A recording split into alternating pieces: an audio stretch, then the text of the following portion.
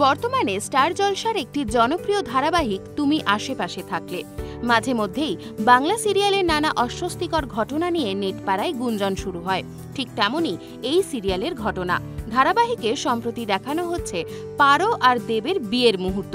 সেখানে নতুনভাবে এন্ট্রি হয়েছে নবনীতা দাসের। মূলত নবনীতার সাথেই বিয়ে ঠিক হয়েছে দেবের।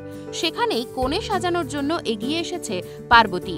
কোনো ফাউন্ডেশন বা কনসিলার নয়, বরং চন্দন এবং গোলাপের পাপড়ি সহ নানা আয়ুর্বেদিক উপাদান দিয়ে সাজানো হচ্ছে কনেকে। এই দৃশ্যের ঝলক দেখেই নেটিজেনরা হাসিতে গড়িয়ে পড়ছেন। এই ভিডিওতে কেউ লিখছে, আমিও এভাবে বিয়েতে সাজবো, তাহলে একটু খরচ কমবে। কেউ আবার লেখেন, ভাগ্যিস গোলাপের পাপড়ি দিয়েছিল, চোখে তুলসী পাতা না দিয়ে।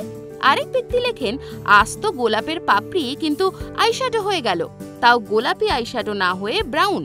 এই রকম নানা মন্তব্যে ভরে ওঠে কমেন্ট বক্স। এই রকম আরও নতুন নতুন ভিডিও পেতে নজর রাখুন আমাদের চ্যানেলে। পাশে থাকা বেল আইকনটি ক্লিক করতে ভুলবেন না।